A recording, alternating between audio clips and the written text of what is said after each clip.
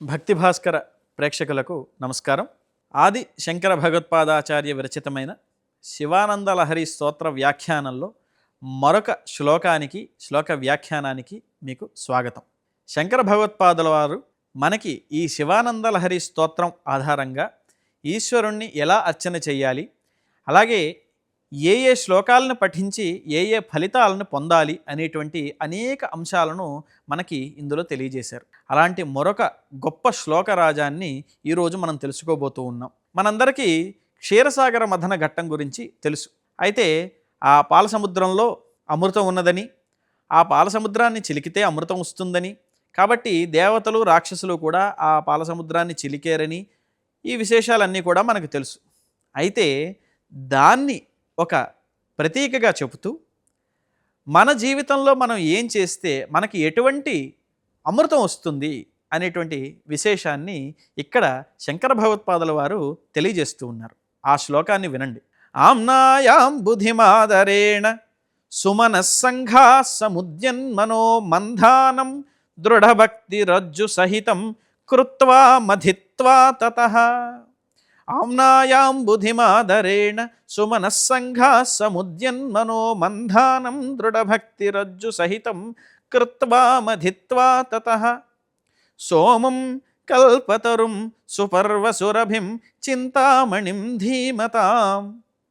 సోమం కల్పతరుం సుపర్వసురభిం చింతామణిం ధీమతాం. నిత్యానందసుధాం నిరంతరరమా సౌభాగ్యమాతన్వతే. నిత్యానందసుధాం నిరంతరరమా సౌభాగ్యమాతన్వతే. ఈ శ్లోకం యొక్క అర్థం తెలుసుకుంటే మనందరికీ కూడా ఆ క్షీరసముద్ర మథనం ద్వారా వచ్చినటువంటి అమృతం మనకి కూడా అందినట్లే. అయితే ఏమిటి ఇందులో ఉన్న విశేషం అంటే, ఆమ్నాయాంబుధిమాదరేణ సుమనస్సంఘాః. ఆదరేణ చాలా ఆదరంతో, ఒక దీక్షతో, ఒక ధ్యేయంతో మనం ఈ పని చేయాలి. ఇప్పుడు దేవదానవులు కూడా ఏం చేశారు, ఒక దీక్షతో ఆ సముద్రాన్ని చిలకడం కోసమని ఓ పెద్ద మందర పర్వతాన్ని తీసుకొచ్చారు, కవ్వంగా పెట్టారు, వాసుకుని తెచ్చారు, తాడుగా పెట్టారు. అలాగే ఇక్కడ చాలా గొప్ప విషయం ఏమిటో తెలుసా అండి, ఆ సముద్రాన్ని వాళ్ళు చిలకబోతున్నారు అని నిర్ణయం చేసుకోవడానికి ముందు వాళ్ళందరూ కూడా బ్రహ్మగారి దగ్గరికి, శ్రీ మహావిష్ణువు దగ్గరికి, వీళ్ళందరి దగ్గరికి కూడా వెళ్ళి ప్రార్థన చేశారు. అప్పుడు వాళ్ళు చెప్పిన మాట ఏమిటో తెలుసా అండి, మీ మానాన్ని మీరు సముద్రం చిలికేస్తారు బాగానే ఉంది, కానీ ఆ సముద్రంలో మందరం లాంటి పెద్ద పర్వతాన్ని పెడితే అందులో ఉన్న జీవరాశులన్నీ కూడా చచ్చిపోతాయి, వాటికి ఏ విధమైనటువంటి హాని కలగకూడదు. కాబట్టి మీరేం చేస్తారంటే అనేకమైనటువంటి ఔషధుల్ని, వనమూలికల్ని తీసుకువెళ్ళి ఆ సముద్రంలో నింపండి. అప్పుడు ఈ పుట్టిన విషం వల్ల కానీ, ఈ చిలకడం వల్ల వచ్చినటువంటి ఒత్తిడి వల్ల కానీ ఆ సముద్రంలో ఉండేటువంటి జీవరాశులకి ఏ విధమైనటువంటి ఇబ్బంది కలుగదు అని మనకి భాగవతం చెబుతోంది. కాబట్టి అంత జాగ్రత్తగా ఉన్నారు దేవతలే అంటే మనం కూడా ఎంత జాగ్రత్తగా ఉండాలి. ఆ సముద్రాల పట్ల, నదుల పట్ల, చెరువుల పట్ల మనం ఎంతో బాధ్యతను కలిగి ఉండాలి. కాబట్టి ఆమ్నాయాంబుధిం ఆదరేణ సుమనస్సంఘాః. సుమనస్సంఘాః అంటే అర్థం ఏంటంటే ఇక్కడ దేవతలు, మంచి మనస్సు కలిగిన వాళ్ళు, రెండు అర్థమో చెప్పచ్చు. వాళ్ళందరూ కూడా ఏం చేస్తున్నారు, సముద్రాన్ని చిలిగారు కదా దేవతలు. సరిగ్గా అదేవిధంగా మనం ఏం చేయాలి అంటే ఆమ్నాయాంబుధిం, అది క్షీరసాగరం అంటే పాలసముద్రం. మరి ఇదేమిటి, ఇది వేదాలు ఉపనిషత్తులు అనేటువంటి సముద్రం. ఏ వేదాలైతే, ఏ ఉపనిషత్తులైతే ఈశ్వరతత్వాన్ని మనకి చెబుతూ ఉన్నాయో ఆ సముద్రాన్ని మీరందరూ కూడా చిలకాలయ్యా అన్నారు. అంటే అర్థం ఏమిటి, ఆ వేదాల్లో ఏం చెప్పారు, ఉపనిషత్తుల్లో ఏం చెప్పారు, పురాణాల్లో ఏం చెప్పారు, కావ్యాల్లో ఏం చెప్పారు, స్తోత్రాల్లో ఏం చెప్పారు, ఇందులో ఈశ్వరుని యొక్క తత్వాన్ని ఎలా చెప్పారు అనేటువంటి విశేషాన్ని మనం తెలుసుకోవాలి. ఆమ్నాయాంబుధిం ఆదరేణ సుమనస్సంఘాః సముద్యత్ మనోమంథానం దృఢభక్తి రజ్జు సహితం. మంథానం అంటే ఆ చిలికేటువంటి కవ్వం అంటాం చూడండి, మజ్జిగ చేసేటప్పుడు మనం ఇలా పెట్టి చిలుకుతాం కవ్వం. అది ఏమవ్వాలి అంటే, ఈ వేదాలనేటువంటివి కనుక సముద్రం అయితే మన మనస్సే ఒక కవ్వంలాగా మారాలట. మన మనస్సునే అక్కడ లగ్నం చేసి మనం దాన్ని చిలకడం మొదలు పెట్టాలట. పైగా మరి అక్కడ తాడు కావాలని ఏం చేశారు, పెద్ద పాము అయినటువంటి వాసుకిని తీసుకొచ్చారు. మరి మనం ఇక్కడ తాడుగా తీసుకురావాలంటే ఒక తాడుని ఎక్కడి నుంచి తీసుకురావాలి, ఒక తాడు కావాలి మనకి. అది భౌతికంగా కనిపించే తాడు కాదు, మానసికంగా మనకి కనిపించేటువంటిది, మానసికంగా మనకి అనిపించేటువంటిది. ఏమిటది అంటే దృఢ భక్తి రజ్జు సహితం. రజ్జువు అంటే తాడు. దృఢమైనటువంటి భక్తే మనకి ఉన్నటువంటి రజ్జువు, తాడు. అంటే ఏంటంటే మన భక్తి చేత ఈశ్వరుడు కూడా బంధింపబడిపోవాలి. అంటే మనం అంత గట్టిగా ఆయన్ను పట్టుకోవాలి. మన భక్తి ఎంత దృఢంగా ఉంటే ఈశ్వరుడు మన దగ్గర అంతసేపు ఉంటాడు. మన భక్తి ఎప్పుడైతే సడలిపోతుందో ఈశ్వరుడు కూడా మన దగ్గర నుంచి వెళ్ళిపోతాడు. ఈశ్వరుడు అంటే కేవలం పరమేశ్వరుడనే కాదు, ఏ భగవంతుడైనా కూడా. ఇప్పుడు చూడండి, లక్ష్మీదేవికి చంచల అని పేరు. చంచల అంటే ఏమిటి? ఓ రోజు ఇక్కడ ఉంటుంది, ఓ రోజు ఉండదు. ఓ రోజు మన దగ్గర డబ్బులు ఉంటాయి, ఓ రోజు మన దగ్గర డబ్బులు ఉండవు. ఆ డబ్బుల్ని కనుక మనం ఆదరణతో చూసుకుంటూ, వాటిని జాగ్రత్తగా కాపాడుకుంటూ, వాటికి ఇవ్వవలసిన గౌరవాన్ని మనం ఇస్తున్నాం అనుకోండి, ఆ డబ్బు ఇంకా మన దగ్గర ఉండడమే కాకుండా ఇంకొంచెం పెంపొందింపబడుతుంది. అవునా కాదా?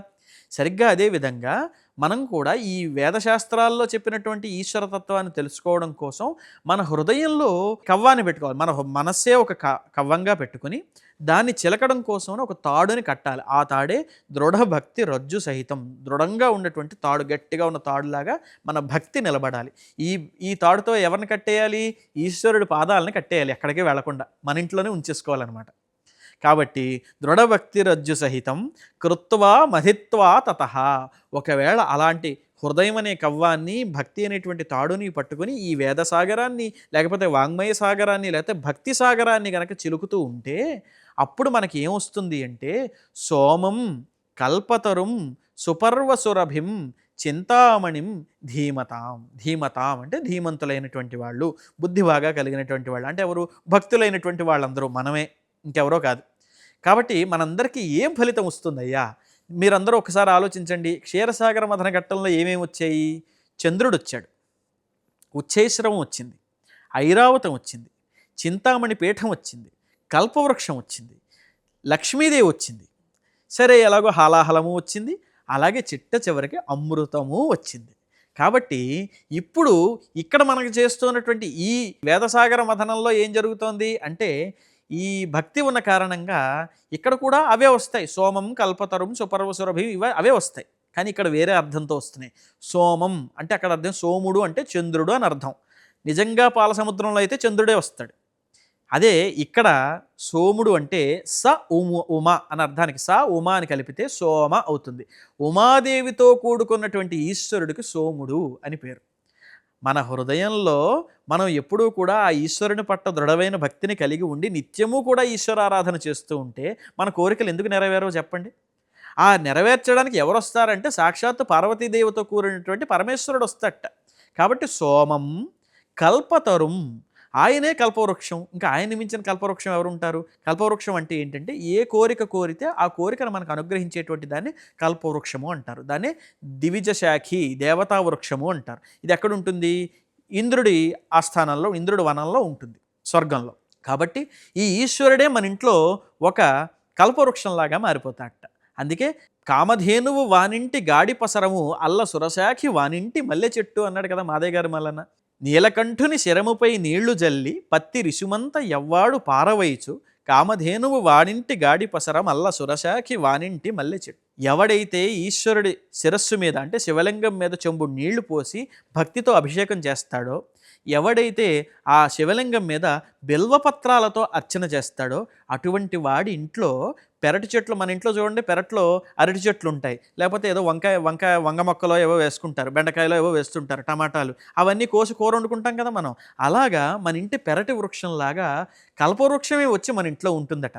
అలాగే కామధేనువు మన గొడ్ల చావిట్లో ఉండేటువంటి ఆవో దూడో మన ఇంట్లో ఉంటే ఎలా ఉంటుంది? గేదో ఆవో మన ఇంట్లో ఉండి పాలిస్తూ ఉంటే ఎంత బాగుంటుంది చూడండి. సరిగ్గా అదే విధంగా కామధేనువే వచ్చి మన పెరట్లో ఉంటుందట. అంటే అర్థం ఏమిటంటే ఈశ్వరుడే మన ఇంట్లో ఉంటున్నప్పుడు కామధేనువు కల్పవృక్షం రావడం ఒక లెక్క. కాబట్టి సోమం కల్పతరుం సుపర్వసురభిం. సుపర్వసురభి, సుపర్వులు అంటే దేవతలు. దేవతాధేనువైనటువంటి కామధేనువు ఏదైతే ఉందో ఆ కామధేనువే ఈశ్వరుడు, ఆయనే వస్తాడు. సుపర్వసురభిం చింతామణిం ధీమతాం. ఈ చింతామణి శబ్దానికి చాలా గొప్ప అర్థం ఉంది. చింతామణి అంటే అర్థం ఏంటంటే మనము ఏ కోరికలైతే కోరుతామో ఆ కోరిన కోరికలని వెంటనే ఉత్తర క్షణంలో తీర్చగలిగినటువంటి శక్తి ఉన్నటువంటి మణికి చింతామణి అని పేరు. ఆ చింతామణి పీఠం వచ్చింది అక్కడి నుంచి, ఏది పాలసముద్రంలో నుంచి. పైకి ఇక్కడ ఇంకో మాట ఏమిటి? అమ్మవారిని గురించి మనం ప్రార్థన చేస్తూ మణిద్వీప వర్ణన చేస్తున్నప్పుడు ఏం చెబుతాం? అమ్మవారు చింతామణి గృహంలో ఉంది అని చెప్తాం. చింతామణి అంటే ఇవాళ రేపు ఆధునిక యుగంలో నాటకాల పేరు పెట్టి మన తెలుగునాట దాన్ని పెద్ద గొడవ చేసి బోళ్ళంత హడావుడి చేస్తున్నారు, పక్కన పెట్టండి. చింతామణి అంటే అంత హేయమైనటువంటి పదం ఏం కాదు, చెప్పకూడదని ఉచ్చరించకూడని పదం ఏం కాదు. చింతామణి పీఠం అంటే చాలా గొప్ప కోరిన కోరికలను తీర్చేటువంటి మణి, అది చింతామణి, దేవమణి. కాబట్టి ఆ చింతామణి గృహంలో అమ్మవారు ఉంటారు అంటే అర్థం ఏంటి? ఆ చింతామణి మనకు అనుగ్రహాన్ని ఇస్తుందా కాదా? ఇస్తుందనే కదా. కాబట్టి సోమం కల్పతరుం సుపర్వసురభిం చింతామణిం ధీమతాం, చివరికి ఏమిటి? నిత్యానంద సుధాం నిరంతర రమా సౌభాగ్యం ఆతన్వతే. ఇక్కడ 2 మాటలు చెప్తున్నారు. ఆ పాల సముద్రాన్ని చిలికినప్పుడు ఏమొచ్చాయి? విషము, అమృతము 2 వచ్చాయి. అయితే ఇక్కడ విషం రావడం అనేది లేదు. ఎందుకని? ఈశ్వరుడి మీద మనం భక్తి పెట్టుకుని కూర్చుంటే మనకు విషం వచ్చే అవకాశం ఏముంటుంది? మనకు కష్టాలు వచ్చే అవకాశం ఏముంటుంది? రావు. అయితే అమృతమే వస్తుంది.